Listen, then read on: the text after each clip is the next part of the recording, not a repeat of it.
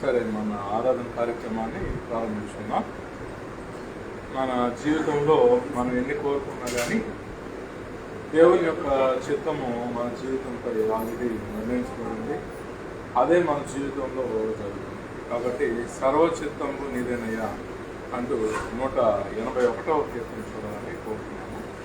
కీర్తన సంఖ్య 181. సర్వచిత్తంబు నీదేనయ్యా. స్వరూపించు చూడండి.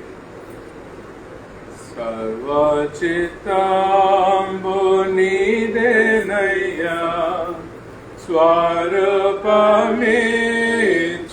కుమారివే. సర్వచిత్తంబు నీదేనయ్యా, స్వరూపమిచ్చు కుమారివే. సారే పైన మంటినయ్యా, సరి అయిన పాత్రన్ చేయుమయ్యా. సర్వేశ్వరా నేరికుండను, సర్వదా నిన్నే సేవింతును. సర్వచిత్తంబు నీదేనయ్యా, స్వరూపమిచ్చు కుమారివే. ప్రభు సిద్ధించు నీ చిత్తమే, ప్రార్థించుచుంటి నీ సన్నిధిన్. ప్రభు సిద్ధించు నీ చిత్తమే, ప్రార్థించుచుంటి నీ సన్నిధి. పరికించు నాని దివసంబున, పరిశుభ్రమైన హిమము కన్నా. పరిశుద్ధం చేసి పాలింపుమా, పాపంబు పోవా నన్ను కడుగుమా. సర్వచిత్తంబు నీదేనయ్యా, స్వరూపమిచ్చు కుమారివే. ఆత్మస్వరూప నీ చిత్తమే, అనిశంబు చేలు ఇహ పరమునా. ఆత్మస్వరూప నీ చిత్తమే, అనిశంబు చేలు ఇహ పరమునా. అధికంబుగా నన్ని వాక్కుతో ఆదరింపుము నా రక్షక. అందరూ నాలో క్రీస్తుని చూడ, ఆత్మతో నన్ను నడిపించుమా. సర్వచిత్తంబు నీదేనయ్యా, స్వరూపమిచ్చు కుమారివే. ప్రార్థన చేసుకున్నాం. అత్యంత పరిశుద్ధుడు అయిన ప్రియమైన తండ్రి, మరి మీ యొక్క కృపా మహదైశ్వర్యాన్ని బట్టి ఈ ఉదయకాల సమయంలో మాకు ఇస్తున్న మహాభాగ్యాన్ని బట్టి వందనాలు తెలియజేసుకుంటున్నాం. మరి మా వర్తమాన జీవితం ఏ విధంగా మేము రూపుదిద్దుకుంటే ఎలాంటి గొప్ప భవిష్యత్తు మేము అందుకోగలము మాకు మాట్లాడి నేర్పించి మా జీవితం అనేక ఆశీర్వాదాలతో ఉండేట్టుగా మీ ఆశీస్సుల కొరకు సమయంలో ప్రార్థిస్తూ కార్యక్రమం చివరి వరకు కూడా ఎలాంటి ఆటంకం లేకుండా మీ దీవెనలతో నడిపించి మాకు మీ కృపను అనుగ్రహించి మా ఆత్మీయ ఎదుగుదలకు ఎంతో ఉపయోగపడే కార్యక్రమంగా ఈ కార్యక్రమం నడిపించుకోవడానికి జ్ఞానం, బుద్ధిని, తెలివితేటలను మాకు ముందుగా దయచేసి దీవించి ఆశీర్వదిస్తారని యేసు యొక్క పరిశుద్ధ నామంలో ప్రార్థించి వేడుకుంటున్నాం. ఆమేన్. అందరికీ మరొకసారి ప్రత్యేకమైన వందనాలు తెలియజేసుకుంటూ, మరి ఈ సందర్భంలో దేవుని యొక్క చిత్తము దైవ జ్ఞానానుసారంగా ఎరిగే ప్రయత్నం మనం చేద్దాం. మరి మొదటగా మత్తయి సువార్త 15వ అధ్యాయం 11వ వచనం చదివి వినిపిస్తాను. నోట పడునది మనుష్యుని అపవిత్రపరచదు గాని నోట నుండి వచ్చేదే మనుష్యుణ్ణి అపవిత్రపరుస్తుందని యేసు ప్రభు చెప్పడం జరిగిందండి. అంటే ఈరోజు క్రైస్తవ ప్రపంచంలో మనం దాన్ని చూసినట్లయితే మనము దేవుని ప్రేమను ప్రచురపరచాల్సినటువంటి అవసరం ఉన్నది క్రైస్తవులపై. అంటే దేవుని ప్రేమ కలిగి దేవుని ప్రేమను సాధన చేసేటువంటి వాళ్ళే క్రైస్తవులుగా ఉన్నారు. అంటే యేసు ప్రభు లెక్క ప్రకారంగా. ఎందుకంటే ఆయన బోధించినటువంటి బోధల్లో దేవుని ప్రేమ కలిగి మరి జీవించడం అనేది చాలా ముఖ్యమైనటువంటి బోధ. అందుకే యోహాను సువార్త 13వ అధ్యాయంలో కూడా చూసినట్లయితే 23వ వచనంలో ఆయన శిష్యులలో యేసు ప్రేమించిన ఒకడు యేసు రొమ్మున ఆనుకొనిచుండెను అని వ్రాయబడింది. అంటే తన రొమ్ము మీద ఎల్లప్పుడూ ఆనుకునేటువంటి ఒక అవకాశాన్ని కూడా ఆయన ఇచ్చినటువంటి వాడుగా మనం చూస్తూ ఉన్నాం. ఆయన ఆదియందు వాక్యమై ఉండేటువంటి అతడి గొప్ప ఆత్మీయ స్థితి ఆయన పొందినప్పటికీ కూడా ఒక మానవుణ్ణి ఎల్లప్పుడూ తన గుండె మీద ఆనుకొని ఉండేటువంటి అవకాశాన్ని ఇచ్చాడంటే ఆయన మానవుల్ని ఎంత ప్రేమించాడో మనం ఆలోచించవచ్చు. ఈరోజు చూడండి, ఒక ఎమ్మెల్యే, ఎంపీ, ఒక కలెక్టరు ఒక రోడ్డు మీద నడిచేటప్పుడు మనం పోయి పక్కన నడుస్తాం, పక్కన నిలబడుకుంటాం అంటే బండరోతులు కానీ ఎవరు ఒప్పుకోరు అనమాట. అంటే నీ స్థాయి ఏంటి, ఆయన స్థాయి ఏంటి అని అడుగుతారు. మరి ఆదియందు వాక్యముగా ఉండినటువంటి యేసు ప్రభు ఒక సామాన్య మానవుణ్ణి ఎల్లప్పుడూ తన రొమ్ముపై ఆనుకోవడానికి అతను ఆశపడితే ఆ అవకాశం ఆయన ఇచ్చాడంటే కేవలం ప్రేమతోటే. కాబట్టి యేసు ప్రభు యొక్క బోధల్లో ముఖ్యమైనది ఏమిటి అంటే ప్రేమ కలిగి జీవించడానికి ప్రేమ సాధన చేయడం.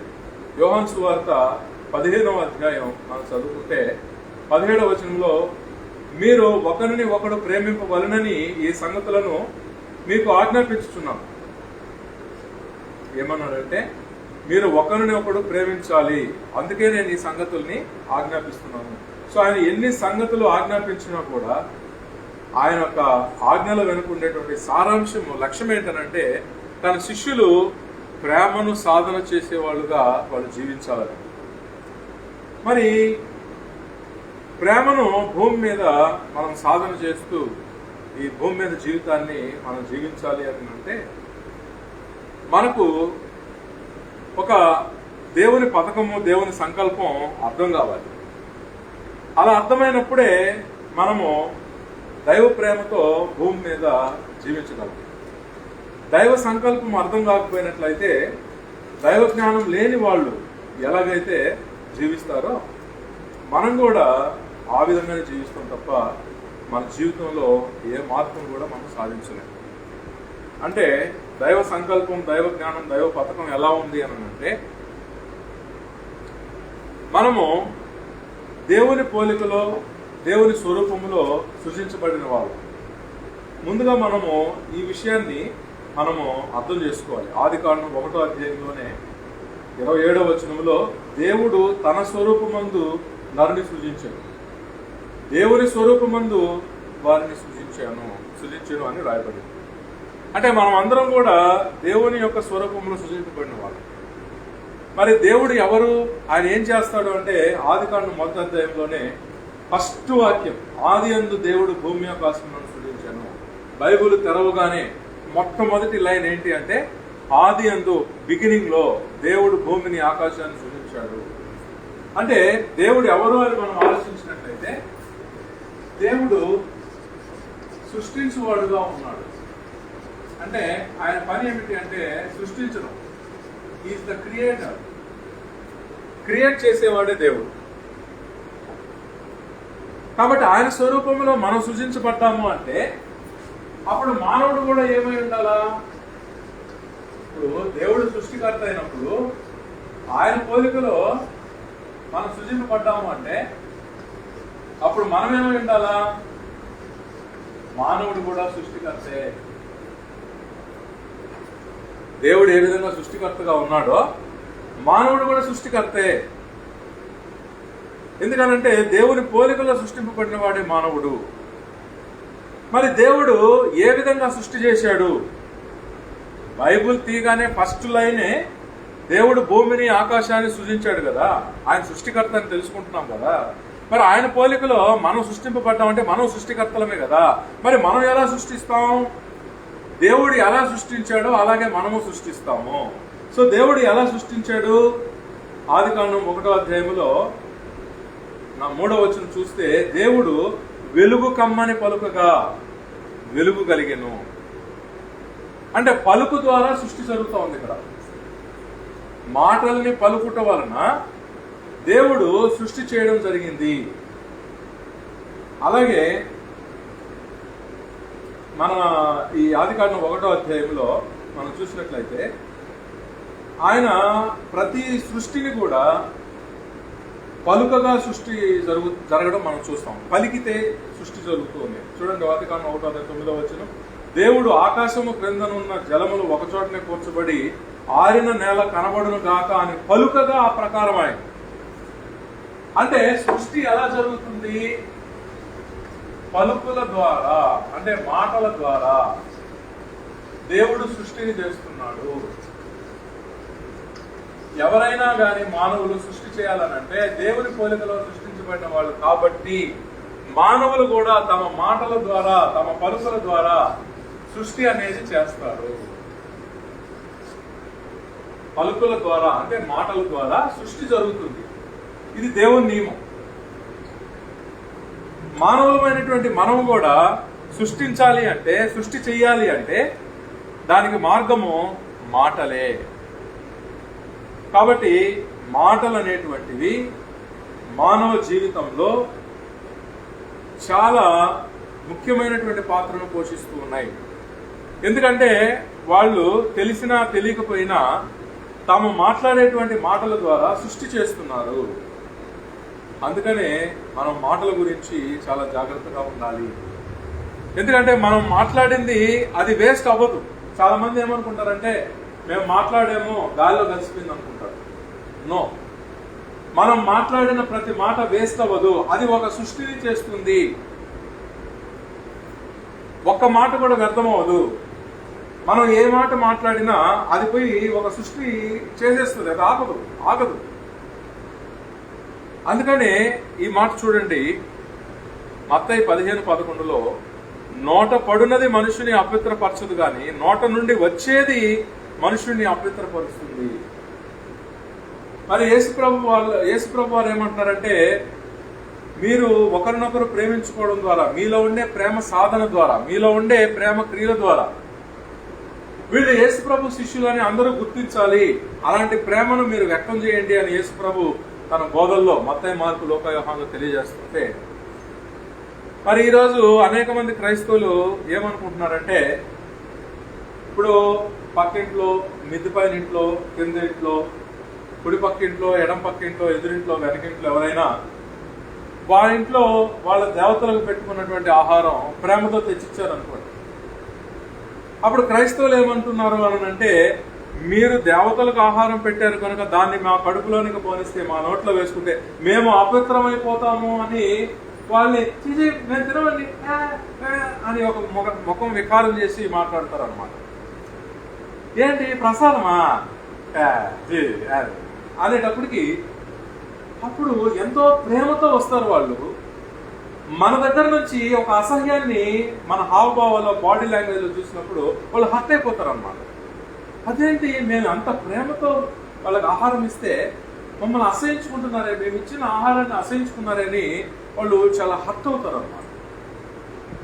దానికి క్రైస్తవులు చెప్పే రీజన్ ఏంటనంటే, వాళ్ళు దేవతలకు పెట్టిన ఆహారం అది మా నోట్లో పడితే మేము అపవిత్రులం అయిపోతాము అని.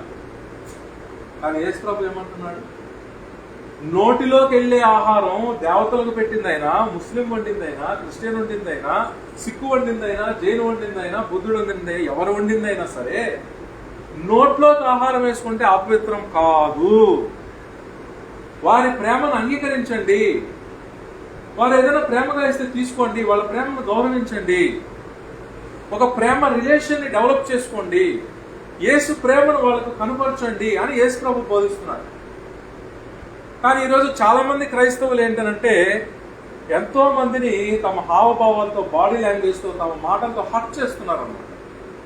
ఇప్పుడు ఒక సత్యనారాయణ స్వామి వ్రతం జరిగిందో, లేకపోతే ఏదైనా ఇంట్లో పండగ జరిగిందో, అరే మనమే తినేస్తున్నామే, పక్కింట్లో వాళ్ళు తినకపోతే ఎట్లా, వాళ్ళు మన ఎదురింట్లో వాళ్ళకి పెట్టకుండా మనం ఎలా తినాలి అనే ఒక దైవ ప్రేమతో వాళ్ళు తెచ్చిచ్చినప్పుడు క్రైస్తవులు ఏమంటారంటే, ఇంతకీ ఇది మీరు వండి నేరుగా తెస్తున్నారా లేక పటాల కాడేమన్నా పెట్టారా? వ్రతంలోదండి. మేము అపవిత్రం అయిపోతామండి, సారీ మేము క్రిస్టియన్స్ అండి అంటారు. అప్పుడు వాళ్ళు హర్ట్ అవుతారు అనమాట. అంటే మేమే తింటే ఎట్లా, వాళ్ళు సాటి మానవులు, మేము తినేది వాళ్ళు కూడా తినాలి, మేమే తినకూడదు అని మేము ఇంత ప్రేమిస్తే మమ్మల్ని ఇంత అవమానిస్తున్నారే వాళ్ళు. అంటే మేము వండిన ఆహారం వాళ్ళని అపవిత్రపరుస్తుందా? అంటే వాళ్ళు అంత పవిత్రులు, మేము అంత అపవిత్రులా అని వాళ్ళు హర్ట్ అవుతున్నారు. కానీ యేసుప్రభు బోధ క్రైస్తవుల నమ్మకాలకి, ఎక్కువ మంది క్రైస్తవుల నమ్మకాలకి భిన్నంగా ఉంది. దీనికంతా ముఖ్యమైన కారణం ఏమిటి అంటే, నేడు క్రైస్తవుల్లో 99% మంది యేసు డైరెక్ట్ గా బోధించిన బోధలున్న మత్తయి చదవరు, మార్కు చదవరు, లూకా చదవరు, యోహాను చదవరు. కేవలం పౌలు పత్రికల్ని మాత్రమే పాస్టర్లు బోధిస్తుంటారు ఎక్కువ మంది ప్రపంచంలో, అనగా క్రైస్తవ ప్రపంచంలో దాదాపు 99% పాస్టర్లందరూ కూడా ఎక్కువ పౌలు పత్రికలు బోధిస్తున్నారు. యేసు ప్రభువుల వారు డైరెక్ట్ గా బోధించినవి మత్తయిలో లేదా, మార్కులో లేదా, లూకాలో లేదా, యోహాన్లో లేదా, మరి అవన్నీ ఎందుకు బోధించట్లేదు? పౌలు యేసు ప్రభువుకి గురువుగా ఉన్నాడా, శిరస్సుగా క్రీస్తుగా ఉన్నాడా, లేక యేసు పౌలుకి శిరస్సుగా క్రీస్తుగా గురువుగా ఉన్నాడా? చాలా మంది పాస్టర్లు, ప్రీచర్లు పౌలే యేసు ప్రభువుల వారికి గురువు అయినట్లుగా, యేసు ప్రభు డైరెక్ట్ గా బోధించిన మత్తయి, మార్కు, లూకా, యోహాన్లో ఉండే ఆయన బోధలు పక్కన పెట్టేసి వాటిని అసలు చదవకుండా, చెప్పకుండా కేవలం పౌలు బోధించిన బోధలే క్రైస్తవ్యమని బోధిస్తున్నారు, అపోస్తుల బోధ అనే పేరుతో. దీని వలన యేసు ప్రభు భూమి మీద బోధించింది ఒకటైతే, నేడు క్రైస్తవులు జీవించేది పూర్తి భిన్నంగా ఉంది. యేసు ప్రభువులు వారు ఏమంటున్నారనంటే, నా ప్రేమను మీరు అందరికీ తెలియచేయండి, ప్రేమించే అవకాశం ఎలా వచ్చినా, ఏ విధంగా వచ్చినా వదులుకోకండి. వాళ్ళు ఒక ప్రేమతో తెచ్చిచ్చారు, అది దేవతలకు పెట్టారో లేకపోతే వాళ్ళు ఇంట్లో చేసుకున్నారో, ఆరోగ్యకరమైన ఆహారం ఎలా తెచ్చారు, ఇంకా వాళ్ళు బెల్లం వేస్తారు, నెయ్యి వేస్తారు, క్వాలిటీ పప్పు వాడతారు, చాలా రుచికరంగా, ఆరోగ్యకరంగా తయారు చేస్తారు. మరి దాన్ని తింటే శరీరానికి ఆరోగ్యమే కదా కలుగుతుంది, శక్తే కదా వస్తుంది. మరి వాళ్ళు ప్రేమతో దగ్గరకు వచ్చినప్పుడు, వారి ప్రేమను అంగీకరించినప్పుడు ప్రేమ పెరుగుతుంది. వారి ప్రేమను తిరస్కరించి అవమానించినప్పుడు ప్రేమ ద్వేషంగా మారుతుంది. మరి మనం యేసు ప్రభువుని ఏమి రిప్రజెంట్ చేస్తున్నాం అక్కడ? కాబట్టి మనం ఏమి చేసినా ప్రేమతో చెయ్యాలి. ప్రేమతో లేనిది మనం పవిత్రమని అనుకుంటే ప్రభు అనుకోడే. యేసు ప్రభువుల వారు పవిత్రమని దేన్ని అనుకుంటాడంటే, మనము ప్రేమతో చేసేదాన్ని ఆయన పవిత్రం అనుకుంటాడు. కానీ మన అహంభావాన్ని, మన అహంకారాన్ని వ్యక్తం చేసేది ఏదైనా సరే అది ప్రేమకు భిన్నమైన ద్వేషం కిందకే వస్తుందండి. కాబట్టి మనం పవిత్రులు కావాలి అంటే మార్గం ఏమిటి అంటే, మన నోట్లో ఏం వేసుకున్నాం అనే దాన్ని బట్టి కాదు, మన నోట్లో నుంచి బయటికి ఏ మాట పలుకుతున్నాం అనే దాన్ని బట్టి మనం పవిత్రులమా అపవిత్రులం అనేది దేవుడు లెక్కేస్తాడు. కాబట్టి మన నోట్లో నుంచి ఎలాంటి మాటలు మాట్లాడుతున్నామో అలాంటి యొక్క సంఘటనలు, అలాంటి పరిస్థితులు మన జీవితంలో మనమే సృష్టించుకుంటాం. ఇప్పుడు చూడండి, పలుకుల ద్వారా, మాటల ద్వారా సృష్టి ఎలా జరుగుతుంది అంటే, నేటి వర్తమానంలో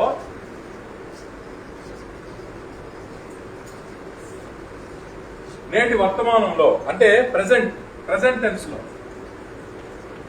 నేటి ప్రెజెంట్ టెన్స్, ప్రస్తుతం జరుగుతున్నటువంటి ప్రెజెంట్ టెన్స్ లో మనము ఏ మాటలనైతే దేవుడు మాట్లాడేటువంటి అవకాశం దేవుడు మనకి ఇచ్చున్నాడో ఆ మాటలని ప్రేమించడానికి, ప్రేమను వ్యక్తం చేయడానికి వాడితే, దేవుడు మనకిచ్చినటువంటి మాటల్ని ప్రేమించడానికి, ప్రేమను వ్యక్తం చేయడానికి మనం ఉపయోగించితే దాని ఫలితంగా ఒకటి, మన ఆత్మలో పవిత్రత, పరిశుద్ధత వస్తుంది. పవిత్రత, పరిశుద్ధత వస్తుంది. అలాగే మన యొక్క శరీరానికి ఎన్నో రకాలైనటువంటి ఆశీర్వాదకరమైనటువంటి సంఘటనలు మనం సృష్టి చేసుకుంటాం. అంటే అది ఆహారం కావచ్చు, వస్త్రాలు కావచ్చు, గృహం కావచ్చు, వాహనాలు కావచ్చు, ఇలాంటి ఎన్నో భౌతిక ఆశీర్వాదాలు మన శరీరం అనుభవించేటట్టుగా మనమే సృష్టి చేసుకుంటాం. బాగా అర్థం చేసుకోవాలి. మనకు వర్తమానం అనేది ఇవ్వబడింది, నేడు ప్రజెంట్. ఇప్పుడు మనం మాట్లాడే మాటల్ని ప్రేమను వ్యక్తీకరించడానికి, ప్రేమను సాధన చేయడానికి, ప్రేమను తెలపడానికి మన మాటల్ని మనం వాడుకున్నట్లయితే మన ఆత్మలో పవిత్రత, పరిశుద్ధత రేపు ఫ్యూచర్ లో మనం చనిపోయాక మనం దేవుని యొక్క సన్నిధిలో నిలబడ్డప్పుడు పవిత్రత, పరిశుద్ధత కలిగిన ఆత్మగా ఆయన ఎదుట నిలబడుకుంటాం. అది మన భవిష్యత్తు అవుతుంది. అలాగే రాబోయే సంవత్సరాల్లో భూమి మీద మన శరీరానికి వస్తు రూపంలో, వాహన రూపంలో, భోజన రూపంలో, తిండి రూపంలో, తాగే రూపంలో, గృహ వాహన భూమి రూపంలో, ఎన్నో రూపాల్లో సుఖ సంపదలు, ఆశీర్వాదాలు మన శరీరానికి వస్తాయి. కానీ మన మాటల్ని ప్రేమతో మాట్లాడుటకు మనము సాధన చేయాలి. ఇది సాధన చేస్తే తప్ప రానటువంటి విద్య. మాటలతో ప్రేమను వ్యక్తీకరించుట అనేది సాధన చేస్తే వచ్చేటువంటి విద్య. సాధన చేయకుండా ఎవరో ప్రేమగా మాట్లాడలేరు. అలాగే మనము మాట్లాడేటువంటి విషయంలో మనం కానీ జాగ్రత్తగా లేమనుకోండి, అప్పుడు ఎలాంటి మాటలు మన నోట్లోంచి వస్తాయంటే సామెతలు 12వ అధ్యాయం 18వ వచనం, కత్తిపోటు వంటి మాటలు పలుకువారు కలరు. కత్తిపోటు వంటి మాటలు పలుకువారు కలరు. కాబట్టి ఇదే మాటల్ని మన వర్తమాన కాలంలో, ప్రెజెంట్ లో ఒకవేళ మనం కీడు కలిగించడానికి, అంటే ప్రేమతో ఏ మాట మాట్లాడినా దానివల్ల రిజల్ట్ ఏంటి అంటే మేలు అనేది మనం చేస్తాం అన్నమాట. ప్రేమతో మాట్లాడే మాటల వలన వినేవారికి, మాట్లాడే వారికి మేళ్లు కలుగుతాయి. ప్రేమతో మాట్లాడటం వలన మాట్లాడే వారికి, వినువారికి ఎన్నో మేళ్లు కలుగుతాయి. కానీ మాటల్ని కీడు కలిగించడానికి ఎవరైతే వాడతారో, మాటల్ని కీడు కలిగించుటకు ఎవరైతే వాడతారో అలాంటి వాళ్ళు, అలాంటి మాటలు మాట్లాడటం వలన వాళ్ళ భవిష్యత్తులో వాళ్ళకి ఒక ఫ్యూచర్ అనేది దేవుడు ఏర్పాటు చేశాడు కదా. సో ఫ్యూచర్ అన్నమాట. ఈ ఫ్యూచర్ లో ఏం జరుగుతుంది అనంటే ఎన్నో రకాలైనటువంటి శాపాలను తెచ్చుకొని, శాపాల ద్వారా ఎన్నో కష్టాలు, ఎన్నో నష్టాలు, ఎన్నో బాధలు, ఎన్నో శ్రమలు, ఇవన్నీ కూడా ఫ్యూచర్ లో మనం అనుభవించాల్సి వస్తుంది. సో మాటల ద్వారా ఎలా కీడు చేస్తాం? కత్తిపోటు వంటి మాటలు మాట్లాడడం ద్వారా మనము వినేటువంటి వారికి కీడు చేస్తాము. వర్తమానంలో ఇతరులకు మన కత్తిపోటు వంటి మాటలతో కీడు అనేది జరిగితే భవిష్యత్తులో మనకు ఎన్నో శాపాలు వస్తాయి. ఆ శాపాలు కష్టాల రూపంలో, నష్టాల రూపంలో, అనేక బాధల రూపంలో, శ్రమల రూపంలో మనం అనుభవించాల్సి వస్తుంది. అందుకే మాట్లాడే ప్రతి మాటను మనము పరీక్షకు లోను చేసుకోవాలి. ఈ మాట వలన మరి నాకు దేవుని యొక్క తీర్పు నా భవిష్యత్తులో ఎలా ఉండబోతుంది అని ఆలోచించుకొని మాట్లాడేవాడే క్రైస్తవుడు. ఇప్పుడు మాటలు అందరూ మాట్లాడేస్తున్నారండి. కానీ క్రైస్తవుడు ఎలా మాట్లాడతాడు అనేది ఆలోచిస్తున్నాం మనం. యేసు ప్రభువుని నమ్మని వాళ్ళు ఎందరో మాట్లాడుతూ ఉన్నారు, కానీ యేసును నమ్మిన వాడు ఎలా మాట్లాడతాడు అనేది ఆలోచిస్తూ ఉన్నాం. ఇప్పుడు యేసుపై విశ్వాసం ఉంచితే మన మాటల్లో కూడా ఒక మార్పు అనేది రావాలి కదా. కాబట్టి సామెతలు 14:23 ఏ కష్టము చేసినను లాభమే కలుగును, వట్టి మాటలు లేమిడికి కారణము. అంటే మనం మాట్లాడేటువంటి మాటల్లో వట్టి మాటలు ఉండకూడదు. మనం మాట్లాడే మాటల్లో వట్టి మాటలు ఉండకూడదు, కత్తిపోటు వంటి మాటలు కూడా ఉండకూడదు. అంటే కత్తితో తీసి గుండెలో కసక్కని పొడిస్తే ఎంత నొప్పిగా ఉంటుందో, కొంతమంది మాట్లాడితే మన మనసుకు తీరని గాయం అంత భయంకరంగా తగులుతుంది అన్నమాట. కత్తి తీసి గుండెలో కసక్కమని పొడిస్తే ఎంత నొప్పి శరీరానికి కలుగుతుందో, కొందరు మాట్లాడితే మన మనసుకు అంత గాయం కలుగుతుంది.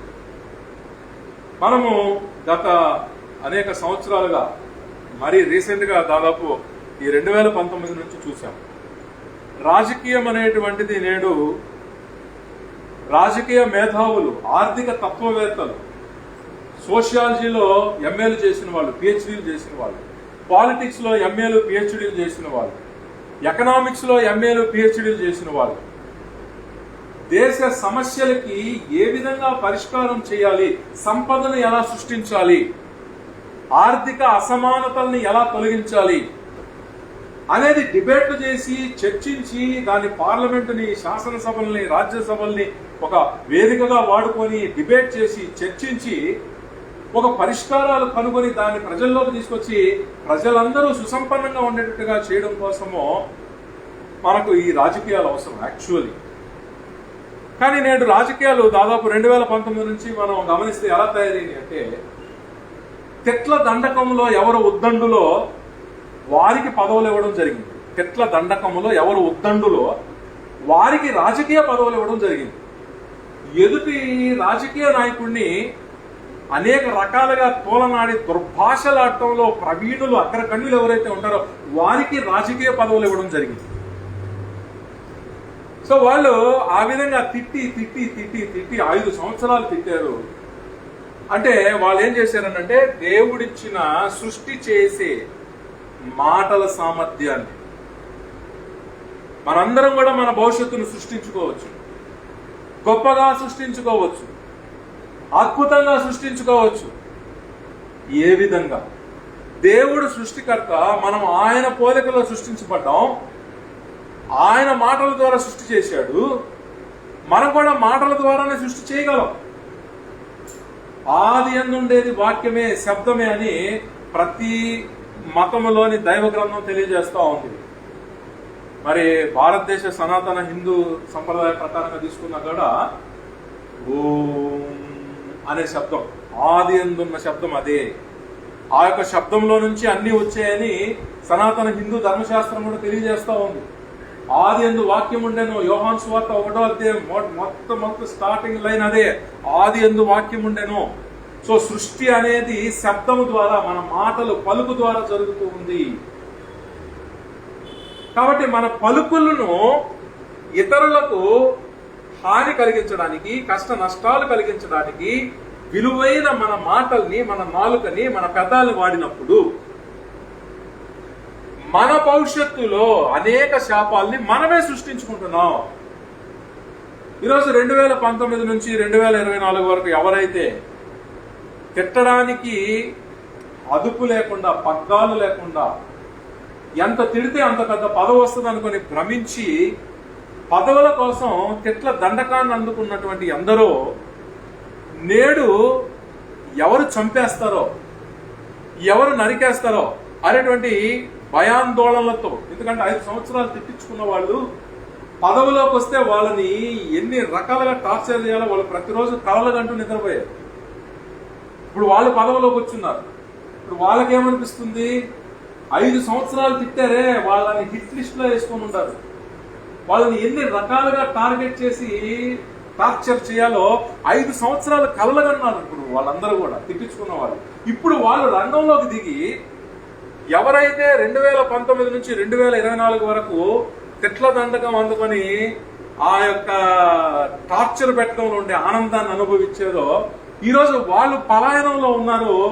వాళ్ళు ఎక్కడున్నారో కూడా తెలియకుండా కొంతమంది ఫోన్లు స్విచ్ ఆఫ్ చేసుకుని, కొంతమంది అడ్రస్లు చూపించకుండా వాళ్ళు ప్రాణ భయంతో గుండెలు గుప్పిట్లో పెట్టుకుని వాళ్ళు రహస్య జీవితాన్ని జీవిస్తూ ఉన్నారు.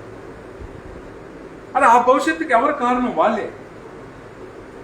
వాళ్ళు తమ మాటల్ని అధికారంలో ఉన్నప్పుడు 10 మందితో IPS IAS ఆఫీసర్లతో డిస్కస్ చేసి సోషియాలజీ, ఎకనామిక్స్, పాలిటిక్స్ లో బాగా పెద్ద పెద్ద కోర్సులు చేసి అనుభవం సంపాదించి జ్ఞానం సంపాదించిన వాళ్ళతో సమస్యలు డిస్కస్ చేసి పరిష్కారాలు వాళ్ళ దగ్గర తెలుసుకొని ఆ పరిష్కారాల గురించి ప్రజల అభ్యున్నతి కోసం వాళ్ళు మాట్లాడుంటే ఈరోజు వాళ్ళకి ఎన్నో ఆశీర్వాదాలు వచ్చిండేవి 2024 ఎలక్షన్ల తర్వాత. సో మన భవిష్యత్తుని మనమే సృష్టించుకుంటున్నాం, మంచిగా కానీ చెడుగా కానీ. అందుకే దేవుని గ్రంథంలో ఉండేటువంటి జ్ఞానము చాలా చాలా ముఖ్యమైనది. కాబట్టి మనం మాట్లాడేటప్పుడు జాగ్రత్తగా మాట్లాడడం మనం నేర్చుకోవాలి. ముఖ్యంగా మత్తయి సువార్త 12వ అధ్యాయం 36వ వచనంలో మనుషులు పలుకు వ్యర్థమైన ప్రతి మాటను గూర్చి విమర్శ దినమున లెక్క చెప్పవలసి ఉండును. ఇక్కడ మాటలని వట్టి మాటలు మాట్లాడడానికి వాడకూడదు, కత్తిపోటు లాంటి మాటలు మాట్లాడడానికి వాడకూడదు, అలాగే వ్యర్థమైన మాటలు మాట్లాడడానికి కూడా వాడకూడదు. వ్యర్థమైన మాటలు మాట్లాడరాదు. మరి ఏది వ్యర్థమైన మాట? అది కూడా మనకు తెలియాలి కదా. వ్యర్థమైన మాటలు మాట్లాడితే మనం చనిపోయాక కూడా మన ఆత్మని దేవుడు వదిలిపెట్టడు. మన గ్రంథంలో మనం మాట్లాడిన ప్రతి వ్యర్థమైన మాట దేవుడు నోట్ డౌన్ చేసుకుంటాడు. కాబట్టి అవన్నీ రెఫర్ చేసి నువ్వు 26వ సంవత్సరం నీ కాలేజీ ఫ్రెండ్తో ఇలా వ్యర్థమైన మాట మాట్లాడు, నీ 35వ సంవత్సరం నీ కొడుకుతో 10 నిమిషాలు వ్యర్థమైన మాటలు మాట్లాడు, నీ 60వ సంవత్సరం నీ మనవుడితో 20 నిమిషాలు ఇలాంటి వ్యర్థమైన మాటలు మాట్లాడాడు అని చెప్పి వాటన్నిటికీ దేవుడు బుద్ధి చెప్పి ఆయన క్లాస్ దిగుతాడు. కాబట్టి ఇప్పుడు మనం వ్యర్థమైన మాటలు మాట్లాడకుండా ఉండాలి. వర్తమాన జీవితంలో ఎవరు వ్యర్థమైన మాటలు మాట్లాడతారో వాళ్ళ భవిష్యత్తు వ్యర్థమైనదిగానే ఉంటది. వర్తమాన కాలంలో ఎవరైతే ఉపయోగపడేటువంటి మాటలు మాట్లాడతారో వాళ్ళ భవిష్యత్తు ఉపయోగకరంగా ఉంటుంది. సరే, నా మాటలు వ్యర్థమైనవిగా ఉండకూడదు అనుకుంటే ఆ వ్యర్థమైన మాటలు నేను మాట్లాడకుండా నేను ఒక జాగ్రత్త తీసుకోవచ్చు. నేను మాట్లాడే ముందే నా మాటల వలన ఎవరికైనా మేలుందా? నేను ఇప్పుడు ఈ మాట మాట్లాడితే ఈ మాట వలన వినేటువంటి వాళ్ళకి ఏమన్నా క్షేమం కలుగుతుందా?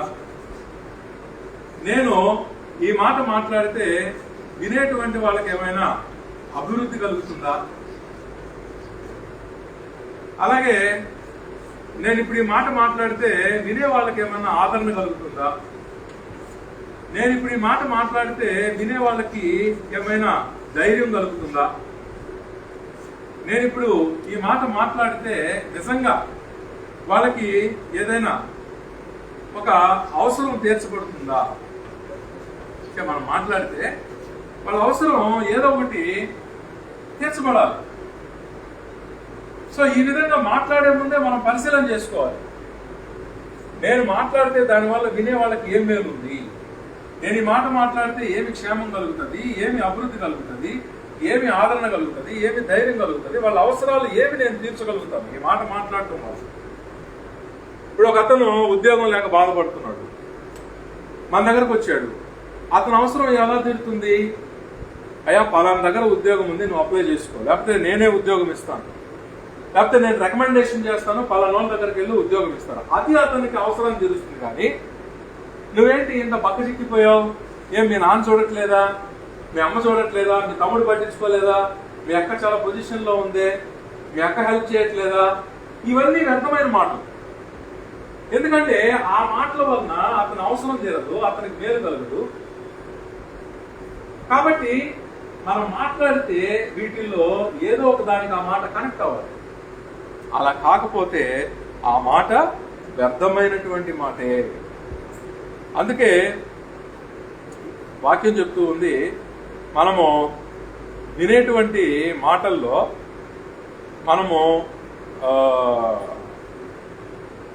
జ్ఞానంగా మనం మాట్లాడాలి అని అంటే మనము కొన్ని జాగ్రత్తలు తీసుకోవాలి. మనం వినే మాటల వలన వ్యర్థత కాకుండా ఉపయోగం ఉండాలంటే మనం కొన్ని జాగ్రత్తలు తీసుకోవాలి. కీర్తనలు 141వ అధ్యాయం 3వ వచనంలో, యెహోవా నా నోటికి కావలి ఉంచుము, నా పెదవుల ద్వారానికి కాపు పెట్టుము అని రాయబడింది.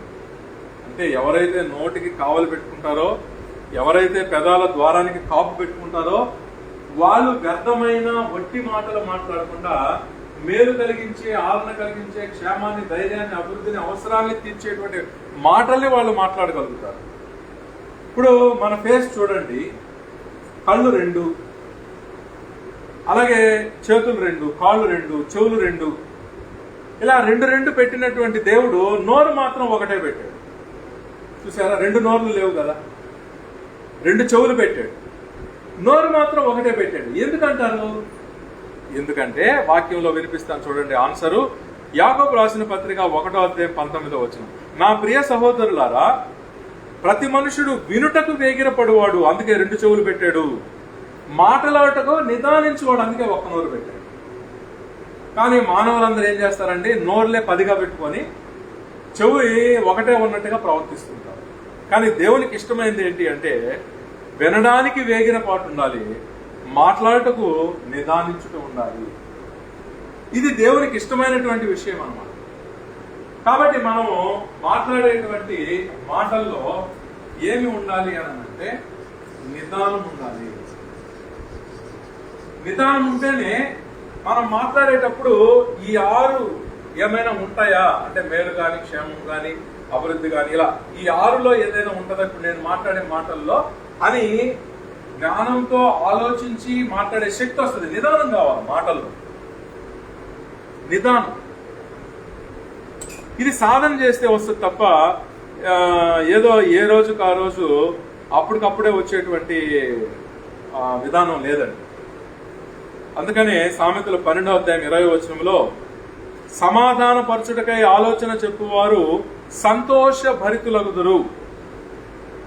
అంటే ఒక ఇద్దరు కొట్లాడుకుంటున్నారు, ఇద్దరు భయంకరంగా తగులేసుకుంటున్నారు, వాళ్ళిద్దరిని సమాధాన పరచడానికి ఎవరైతే 2 వర్గాల వారికి ఆలోచనలు అందిస్తారో, అలాంటి మాటలు మాట్లాడతారో వాళ్ళకి దేవుడు సంతోషాన్ని ఇస్తాడంట. అంటే మనం మాట్లాడేటువంటి మాటల్లో నిదానమే కాకుండా సమాధాన పరచడం అనేది ఉండాలి. మనం మాట్లాడేటువంటి మాటల్లో ఎవరైతే విడిపోతున్నారో, ఎవరైతే గొడవలు వేసుకుంటున్నారో, ఎవరైతే ఒకరి పట్ల ఒకరు విరోధ భావాల్లో ఉన్నారో వాళ్ళని సమాధాన పరిచేటువంటి పలుకులు పలకగలడం క్రైస్తవుని ప్రత్యేకత. అంటే క్రైస్తవుడు దేన్ని బట్టి అంటే తన మాటల్ని బట్టి తాను క్రైస్తవుడు అని తాను నిరూపించుకోగలుగుతాడు.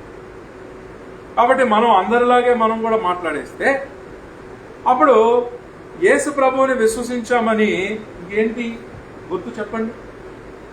మరి యేసు ప్రభువును నమ్మిన వాళ్ళమైతే మనం ఎలా మాట్లాడాలి? పేతురు రాసిన మొదటి పత్రిక 3వ అధ్యాయం 9వ వచనం, ఆశీర్వాదమునకు వారసులవుటకు మీరు పిలువబడితే కనుక కీడుకు ప్రతి కీడైనను దోషణకు ప్రతిదోషణైనను చేయక దీవించుడి. కాబట్టి మనము మాట్లాడకూడని మాటల్లో ఏం చేయాలి? దూషణ మాటలు. మనము దూషణ మాటలను అవాయిడ్ చేయాలి. ఎలాంటి మాటల్ని మనం ప్రాక్టీస్ చేయాలి అంటే దీవెన మాటల్ని ప్రాక్టీస్ చేయాలి. అంటే మన మాటల్లో దీవెనలు ఉండేటట్లుగా మనం ప్రాక్టీస్ చేయాలి. May God bless you, may God guide you, may God give you peace. ఇలాంటి దీవెనలు ఉండేటువంటి మాటల్ని ప్రాక్టీస్ చేయాలి క్రైస్తవుడు. దీవెనలు ఉండే మాటలు మనం మాట్లాడాలంటే దూషణ మాటల్ని మనం అవాయిడ్ చేయాలి. ఇక్కడ విషయం ఏమిటి అంటే మనం ఎంతగా ఇతరులకు ప్రేమనిస్తామో అంతగా మనము ప్రేమించే మనుషుల్ని పొందుతాం జీవితంలో. ఎంతగా ఇతరులను ద్వేషిస్తామో మనల్ని ద్వేషించే మనుషులు అంతమంది మన జీవితంలోనికి వస్తారు. మన జీవితంలో ప్రేమించే మనుషులు మనకు కావాలి అంటే మనం ప్రేమించడం సాధన చేయాలి. కాబట్టి ప్రేమ కావాలి అనుకునేటువంటి వాళ్ళు ప్రేమను ఇవ్వడం నేర్చుకోవాలి. ప్రేమను ఎలా ఇస్తాం? ఇప్పుడు చూసామనుకోండి, ఆ చూపు యొక్క ఎఫెక్ట్ కొంతవరకు ఉంటుంది. ఉరిమి చూసామనుకోండి, ఒక ఎఫెక్ట్ ఉంటుంది. చేతితో ఒక దెబ్బ కొట్టామనుకోండి, ఒక ఎఫెక్ట్ ఉంటుంది. కానీ చేతితో కొట్టినటువంటి దెబ్బ సురుకుమని కొన్ని క్షణాలు ఉంటుంది, తగ్గిపోతుంది. కానీ మాటతో చేసిన గాయం ఎన్ని సంవత్సరాలైనా అది మండుతూనే ఉంటుంది. కాబట్టి వాక్యం ఏం చెప్తూ ఉంది అని అంటే, కత్తిపోటు వంటి మాటలు మాట్లాడితే మనం ఇతరులకు గాయాలు చేస్తాము. కాబట్టి మన మాటల్లో కత్తిపోట్లు ఏమైనా ఉంటాయేమో మనం పరిశీలించుకోవాలి. అంటే దేవుడు తన సంకల్పాన్ని మానవుల ఎడల ఏ విధంగా ఆయన తయారు చేసి పెట్టాడంటే, నీ యొక్క అంతరంగంలో ఏదైతే ఉంచుకున్నావో దాన్ని వ్యక్తం చేస్తావు. ఏదైతే వ్యక్తం చేస్తావో దాన్ని తిరిగి పొందుతావు. ఇది దేవుని యొక్క సిస్టమ్. మన అంతరంగంలో ఏది ఉంచుకుంటామో దాన్ని వ్యక్తం చేస్తాం. వ్యక్తం చేసిన దాన్ని తిరిగి పొందుతాం. అందుకనే యేసుప్రభు ఏమంటున్నాడంటే, మీరు సేఫ్గా ఉండాలంటే, మనుషులు మిమ్మల్ని ప్రేమించాలంటే, మనుషులు మీకు మేలు చేయాలంటే మీరు ప్రేమించండి. మాకు ఆశీర్వాదాలు ఈ నాయన అని దేవుని ఒక పక్క మనం ఎంత ప్రార్థించినా కూడా మనము సాటి మనుషులకు హాని కలిగిస్తుంటే, కీడు కలిగిస్తూ ఉంటే మన భవిష్యత్తును హానికరంగా మనమే తయారు చేసుకుంటున్నాం. మరి దేవుడు ఏం చేయగలడు? కాబట్టి మన జీవితంలో మేలు కలగాలన్నా, ఆశీర్వాదాలు కలగాలన్నా దేవుడు ఏర్పాటు చేసేటువంటి మార్గం ఏమిటి అంటే, ముందు వ్యర్థమైన మాటల్ని అవాయిడ్ చేయాలి. ఎందుకంటే ప్రతి మాట సృష్టి చేస్తుంది, అదే వ్యర్థంగా పోదు. ఆదియందు దేవుడు భూమి ఆకాశాలు సృష్టించాడు. ఆయన సృష్టికర్త. ఆయన తన పోలికలో తన స్వరూపంలో మనల్ని సృష్టించాడు. సో ఆయన ఎట్లా సృష్టికర్త, మనం కూడా సృష్టి చేయగలం. ఆయన ఏ విధంగా మాటలతో సృష్టించాడో మనము మాటలతోనే సృష్టి చేయగలం. కాబట్టి వ్యర్థమైనటువంటి మాటల్ని మనం అవాయిడ్ చేయకపోతే వ్యర్థమైనటువంటి సంఘటనలు, వ్యర్థమైనటువంటి పరిస్థితులు మన జీవితంలో భవిష్యత్తులో మనమే తయారు చేసుకుంటాం, మనమే నిర్ణయించుకుంటాం. అందుకని వ్యర్థమైన మాటల్ని మనం అవాయిడ్ చేయాలి అంటే మాటల్లో నిదానాన్ని కలిగి ఉండాలి, నిదానించాలి. తొందరపడి మాటలు ఏది కూడా ఒకటి వదలకూడదు. మాట్లాడే ముందే నేను క్రైస్తవుని కాబట్టి నేను ఈ మాట మాట్లాడితే వినేవాడికి మేలుందా, ఆదరణ ఉందా, క్షేమం ఉందా, లేక ధైర్యం ఏమన్నా ఉందా, వాళ్ళకి ఏమైనా అభివృద్ధి ఉంటుందా, వాళ్ళ అవసరాలు ఏమైనా తీరుతాయా, ఇన్ని ఆలోచించుకుని ఒక క్రైస్తవుడు మాట్లాడాలి. వీటిల్లో ఏదో ఒకటో రెండో మూడో ఉంటేనే క్రైస్తవుడు మాట్లాడాలి. అప్పుడు సృష్టి అద్భుతంగా ఉంటుంది. అతని భవిష్యత్తును అతను అద్భుతంగా సృష్టి చేసుకుంటాడు. అలా కాకుండా వట్టి మాటలు మాట్లాడుతుంటే, కత్తిపోటు లాంటి మాటలు మాట్లాడుతుంటే, వ్యర్థమైన మాటలు మాట్లాడుతుంటే, దోషణ మాటలు వర్తమానంలో ప్రస్తుతంలో మాట్లాడుతుంటే అతని భవిష్యత్తులో అతను ఎన్నో శాపాలని తనే సృష్టి చేసుకుంటున్నాడు. ఈ శాపాల కారణంగా ఎన్నో కష్టాలు, నష్టాలు, బాధలు, శ్రమలు అతను భవిష్యత్తులో అనుభవించాల్సి వస్తుంది. అందుకే మన భవిష్యత్తుని మనం ఎలా గొప్పగా నిర్ణయించుకొని మనం తయారు చేసుకోవాలో వాక్యానుసారంగా దేవుడు తెలియజేస్తున్నాడు. చూడండి, సామెతలు 15:1 మృదువైన మాట కోపమును చల్లార్చును, క్రోధమును చల్లార్చును, నొప్పించు మాటలు కోపాన్ని రేపుతాయి. కాబట్టి మనం అవాయిడ్ చేయాల్సింది ఏంటి? ఇక్కడ నొప్పి కలిగించేటువంటి మాటలు, నొప్పించేటువంటి మాటలు, బాధ కలిగించేటువంటి మాటలు, హత్య చేసేటువంటి మాటలు. ఇప్పుడు చాలా మంది మాట్లాడేటప్పుడు గాడు అనే పదం పక్కన పెట్టేస్తారు, అంటే హట్ చేయడం కోసం. సో ఎప్పుడైతే పేరు పక్కన గాడు అనే వర్డ్ యూజ్ చేస్తారో హట్ చేయడమే అది. అంటే నొప్పించు మాటలకి మన తెలుగు భాషలో ఉదాహరణ చూపిస్తున్నాను. ఇప్పుడు పేరుంది, పేరు పక్కన ఇప్పుడు సుజయ్ అనేటువంటి పేరుంది. సుజయ్ గాడు అంటే వాళ్ళని నొప్పిస్తాం. అదే పక్కన గారు అని పెట్టామనుకోండి, వాళ్ళకి గౌరవాన్ని ఇస్తాం. సుజయ్ గారు, సుజయ్ గాడు, ఎంత తేడా ఉంది చూడండి. సో ఎప్పుడైతే పక్కన గాడు అని పెడతామో వాళ్ళకి నొప్పి కలుగుతుంది. FC 4:6 ప్రకారంగా అందరికీ తండ్రి అయిన దేవుడు ఒక్కడే, ఆయన అందరికీ పైగా ఉన్నవాడే, అందరిలో వ్యాపించి అందరిలో ఉన్నాడు. సో ఒక మనిషిని నొప్పిస్తున్నామంటే, ఒక మనిషిని గౌరవిస్తున్నామంటే అందులో ఆ మనిషిలో వ్యాపించినటువంటి దేవుణ్ణి గౌరవిస్తున్నాం, దేవుణ్ణి నొప్పిస్తున్నాం. ఇది మనం గుర్తుపెట్టుకోవాలి. మనం ఏమనుకుంటున్నాం, ఒక మనిషిని నొప్పిస్తే మనిషినే కదా నొప్పిస్తున్నాం అని మనం అనుకుంటున్నాం. కానీ ఆ మనిషిలో దేవుడు వ్యాపించున్నాడు కనుక మనిషిని కాదు, కానీ మనిషిలో వ్యాపించినటువంటి ఆ దేవుణ్ణే మనం నొప్పిస్తున్నాం లేక గౌరవిస్తున్నాం మన మాటల ద్వారా. కాబట్టి మాటలను ఎవరైతే సాధన చేస్తారో వాళ్ళు భవిష్యత్తును బంగారంగా మార్చుకోగలుగుతారు. మాటల్ని సాధన చేసే వాళ్ళు తమ భవిష్యత్తును అద్భుతంగా నిర్మించుకుంటారు.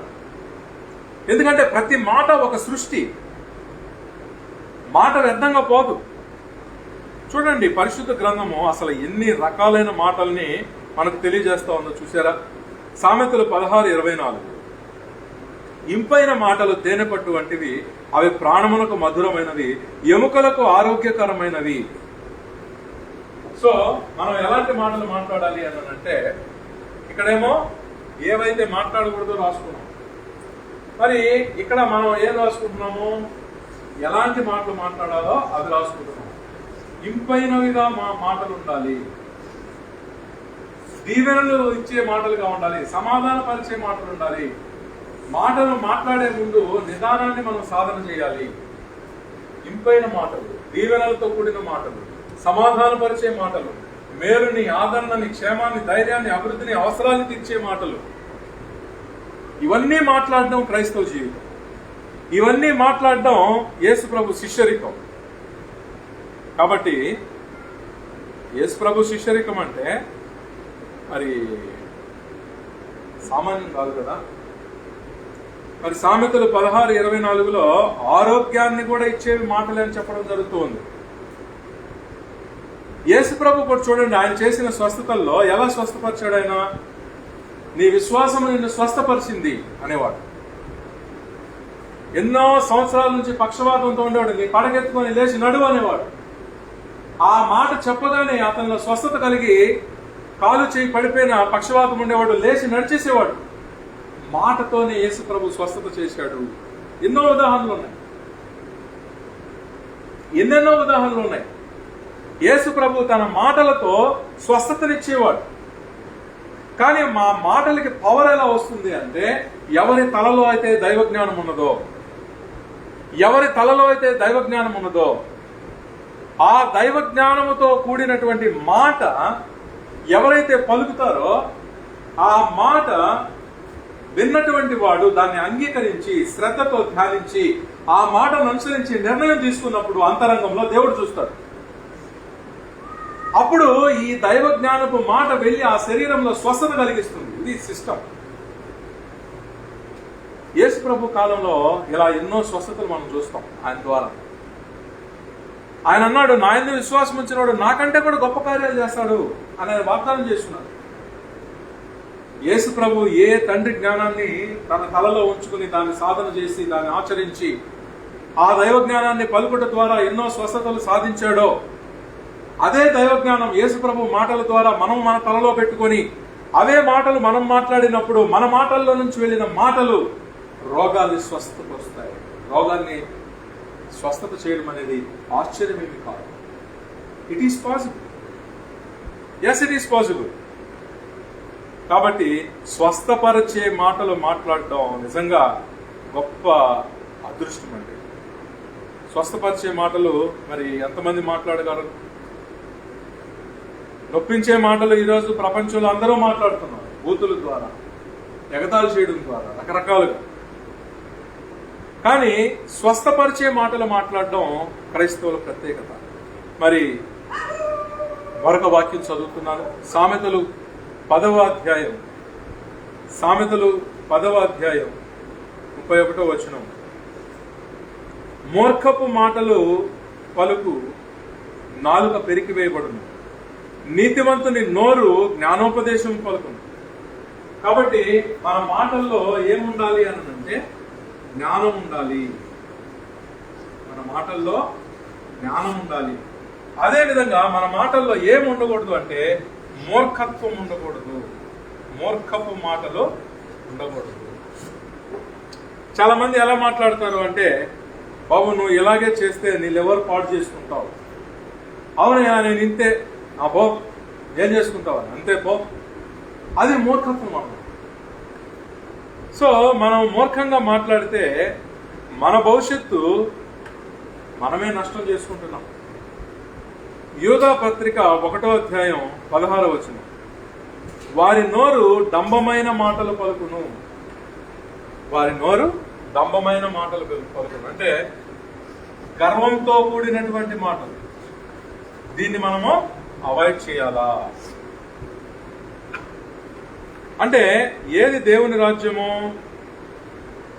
ఏ నోరైతే దేవుడు మాట్లాడమన్న మాటలు మాట్లాడుతూ, ఏ నోరైతే ఏ మాటలు వద్దని దేవుడు కోరుకుంటున్నాడో ఆ మాటల్ని ఏ నోరైతే మాట్లాడకుండా ఉందో ఆ మనిషి హృదయంలోనే దేవుని రాజ్యం ఉంది. చూడండి బాగా, ఇంకొకసారి చూడండి.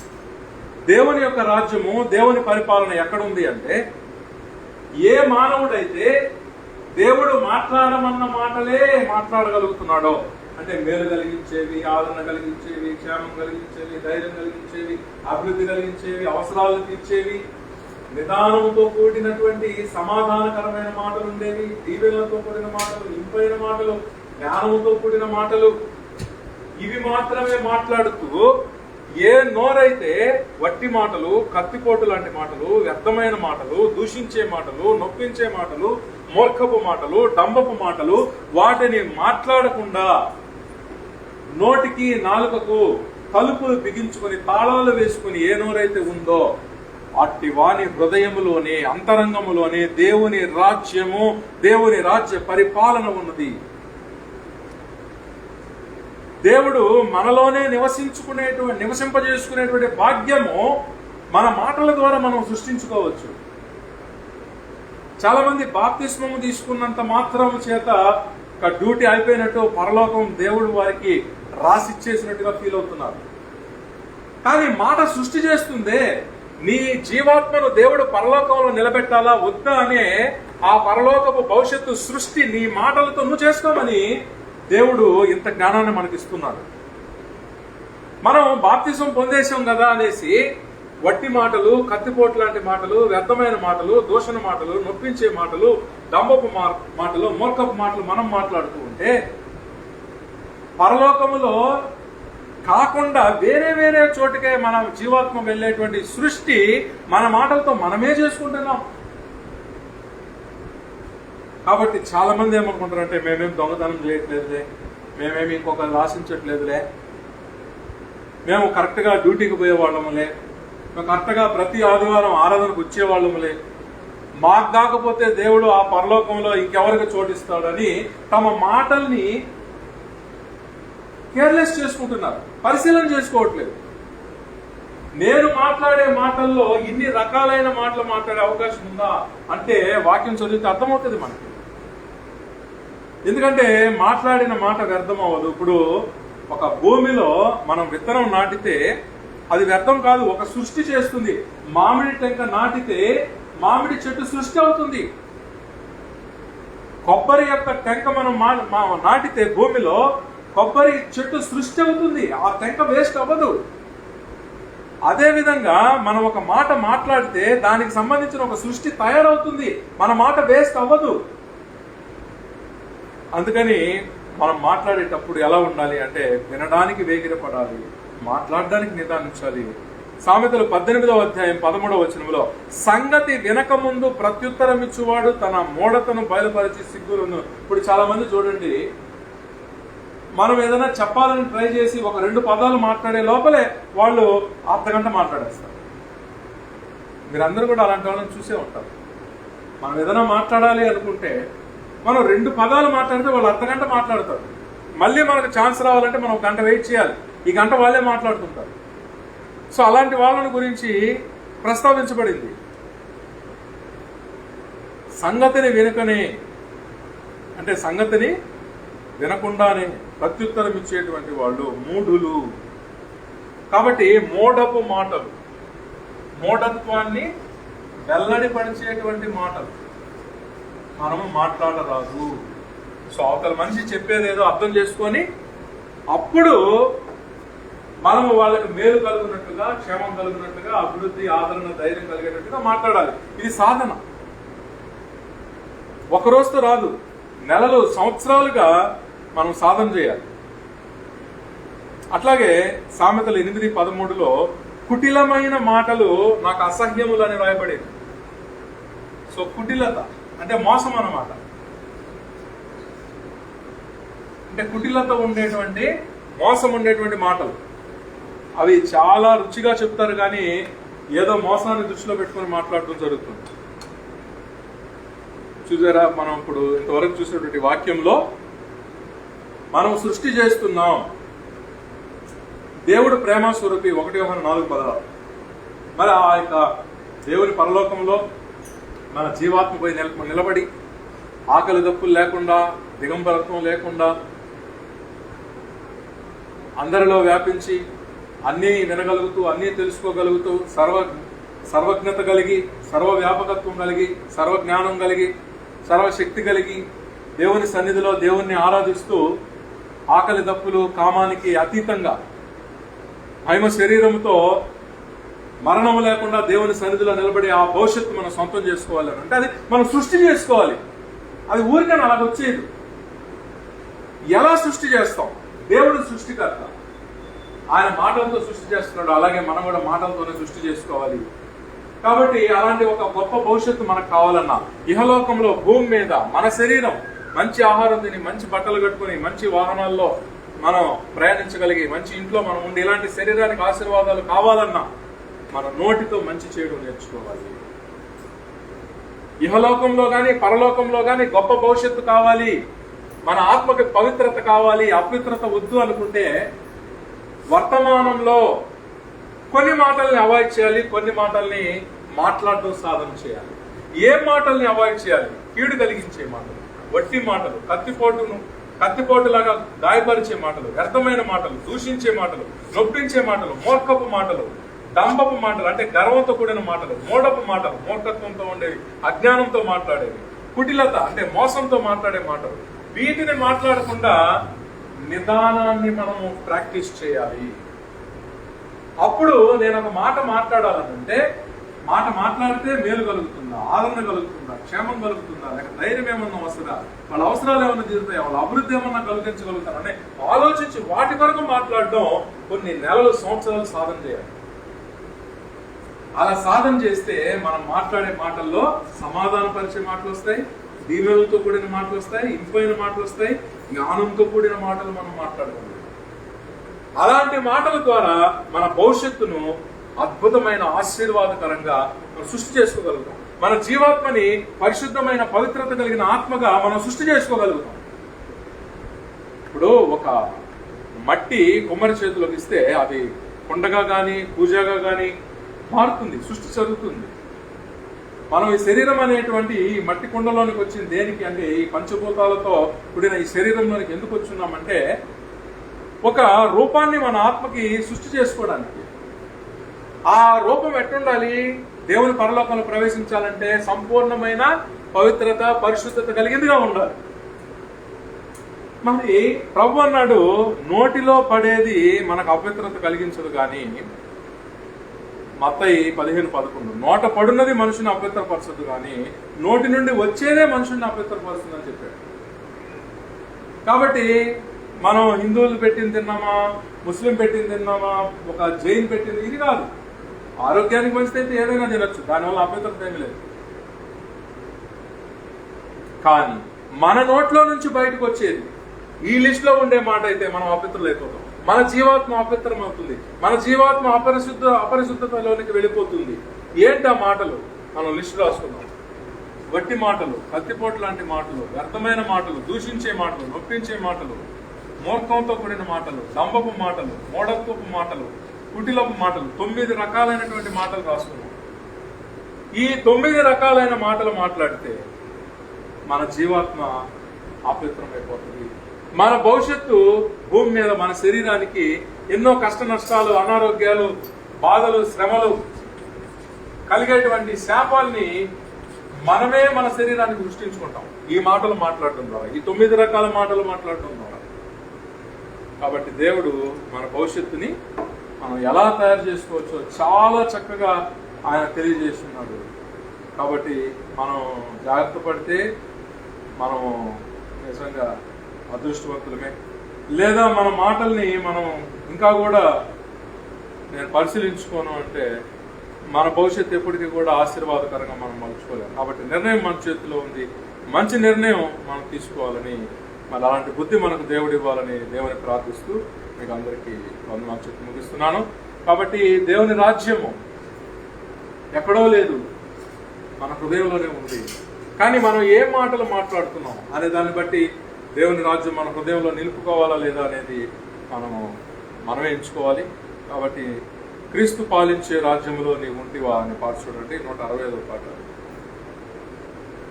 నీతి నివసించే రాజ్యంలో, క్రీస్తు పాలించే రాజ్యంలో, నీతి నివసించే రాజ్యంలో, క్రీస్తు పాలించే రాజ్యంలో నీవు ఉంటివా, నీవు ఉంటివా. నీదు తనువును, నీదు మనసును, నీదు ప్రాణమును, నీదు తనువును, నీదు మనసును, నీదు ప్రాణమును అర్పణముగను చేయని విలా సిద్ధపడగలవా, అర్పణముగను చేయని విలా సిద్ధపడగలవా. నీతి నివసించే రాజ్యంలో, క్రీస్తు పాలించే రాజ్యంలో, నీతి నివసించే రాజ్యంలో, క్రీస్తు పాలించే రాజ్యంలో నీవు ఉంటివా, నీవు ఉంటివా. మానివేయగనేదు మోసము పాప జీవితము, మానివేయగనేదు మోసము పాప జీవితము. మారు మనసును పొంది నీవిలా సిద్ధపడగలవా, మారు మనసును పొంది నీవిలా సిద్ధపడగలవా. నీతి నివసించే రాజ్యంలో, క్రీస్తు పాలించే రాజ్యంలో, నీతి నివసించే రాజ్యంలో, క్రీస్తు పాలించే రాజ్యంలో నీవు ఉంటివా,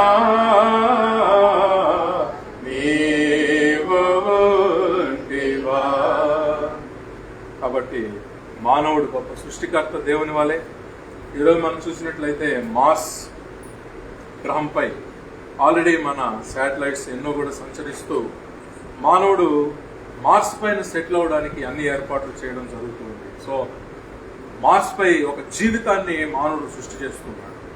సో అంతటి సృష్టికర్త అయినటువంటి మానవుడు తన శరీరంలో ఉండే రోగాలు, బాధలు, కష్టాలు, నష్టాలు, యాక్సిడెంట్లు, శ్రమలు వీళ్ళని తప్పించుకోవాలి అంటే మాటను దేవునికి ఇష్టమైన విధంగా వర్తమానంలో మాట్లాడటం, సాధన చేయాలనేటువంటి హెచ్చరిక నీకు, నాకు, మనకు అందరికి కూడా ఎంతో విలువైనది. మరి ఈ గొప్ప వాక్యాన్ని దేవుడు మనకు ప్రసాదించిన దాన్ని బట్టి దేవునికి వందనాలు. మరి విన్న మీకు అందరికి కూడా వందనాలు తెలియజేసుకుంటూ వీలైనంత ఎక్కువగా షేర్ చేయాలని కోరుతూ తద్వారా అనేకుల జీవితాల్లో ఆశీర్వాదాలు నింపడానికి సహాయపడాలని ప్రార్థిస్తూ ముగిస్తున్నాను. అందరికీ వందనాలు.